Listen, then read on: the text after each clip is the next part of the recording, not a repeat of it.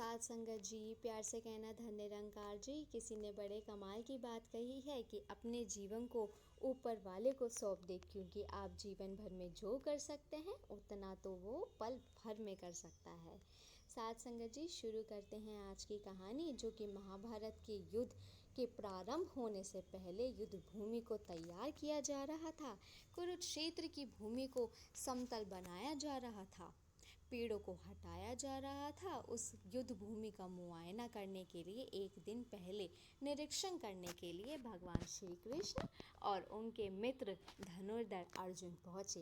वह मुआयना कर रहे थे, देख रहे थे कि तैयारी किस तरीके से चल रही है। तभी एक चिड़िया उड़ती उड़ती आई और भगवान श्री कृष्ण के पास आकर के बोले कि भगवान, मुझसे क्या गलती हो गई है, मेरी दुनिया आपने उजाड़ दी। यहाँ युद्ध भूमि को तैयार किया जा रहा है, पेड़ों को गिराया जा रहा है। एक हाथी ने आकर के मेरा पेड़ गिरा दिया, मेरा घोंसला उस पर था, वह घोंसला गिर करके ज़मीन पर आ गया। उसने नन्हे नन्हे बच्चे हैं, हमारी जान बचा लीजिए भगवान, अब सब कुछ आपके हवाले है। भगवान श्री कृष्ण ने कहा कि मैं इसमें क्या कर सकता हूँ, मैं तुम्हारी मदद नहीं कर सकता। ये तो नियति का पहिया है, समय का पहिया है, घूमता चला जाता है, इसमें भला मैं क्या कर सकता हूँ, बताओ। वो चिड़िया रुआं सी होकर के बोले कि भगवान, मुझे बस एक इजाज़त दे दीजिए।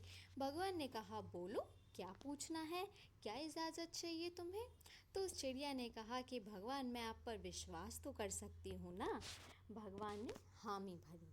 अगले दिन युद्ध शुरू हुआ और युद्ध की शुरुआत से पहले भगवान श्री कृष्ण ने अपने दोस्त अर्जुन से कहा कि आपने मित्र से कहा कि मुझे अपना धनुष दे दो और एक तीर और एक दो बाण मुझे दे दो। अर्जुन ने अपना धनुष सौंपने से पहले पूछा, केशव, आपने तो प्रतिज्ञा ली थी कि आप शस्त्र नहीं उठाएंगे। क्योंकि अर्जुन चौंक गया कि भगवान को शस्त्र क्यों उठाना पड़ रहा है, ऐसा क्या हो गया।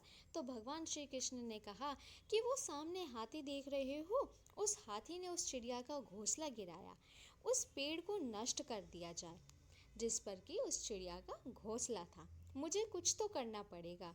अर्जुन समझ गया कि भगवान श्री कृष्ण ने वह धनुष लिया, एक तीर छोड़ा, लेकिन यह क्या, वो तीर जाकर के हाथी को लगा ही नहीं। उसके गले में जो घंटी लगी थी उस पर जाकर के लगा और वो घंटी नीचे ज़मीन पर गिर गई। अर्जुन हंसने लगा और कहने लगा कि माधव, आपसे कुछ नहीं हो पाया, मुझे मौका दीजिए, 1 मिनट में उस हाथी को नष्ट कर दूंगा, ख़त्म कर दूंगा। भगवान ने कहा कि नहीं नहीं, हो गया, बस इतना ही काफ़ी है। तो अर्जुन ने भी ज़्यादा सवाल नहीं किए और 18 दिन तक युद्ध चला। उसके बाद में जब पांडवों की जीत हुई तो एक बार फिर से उस मैदान को साफ किया जा रहा था, क्योंकि काफ़ी युद्ध के बाद में जो नुकसान हुआ था, बहुत सारा सामान इधर उधर गिरा पड़ा था, साफ सफाई चल रही थी। भगवान श्री कृष्ण एक बार फिर से अपने दोस्त, अपने मित्र अर्जुन के साथ में उसी भूमि का मुआयना करने के लिए निकले और अर्जुन से कहा कि एक काम करो, मेरे सखा रथ से उतरेगा और जाकर नीचे वो जो घंटी रखी है उसे हटा दीजिए। अर्जुन चौंक गया कि हमने युद्ध जीत लिया है, हम इतने महान बन चुके हैं और ये मुझे घंटी उठाने के लिए, युद्ध भूमि की सफाई करने के लिए कह रहे हैं। लेकिन जानता था भगवान है, कुछ भी कह सकते हैं। वो रथ से नीचे उतरा और जाकर के उस घंटी को उठाया, साइड किया और जैसे ही उस घंटी को उठाया वैसे ही उसके नीचे से नन्हे नन्हे बच्चे चिड़िया के फड़फड़ा कर उड़ान भर ली। उन्होंने वो उड़ गए। अर्जुन की आंखें नम हो गई। उस घंटी के नीचे घोंसला था उस चिड़िया का जो मदद मांगने आई थी। 18 दिन का वो युद्ध में वो चिड़िया और उसके बच्चे उस घंटी के नीचे सुरक्षित रहे, क्योंकि घंटी वहाँ पर रखी हुई थी, वो उनका सुरक्षा कवच बन चुकी थी। चिड़िया ने शुरुआत में सिर्फ ये कहा था कि भगवान, क्या मैं आप पर विश्वास तो कर सकती हूँ ना। भगवान ने हामी भरी थी।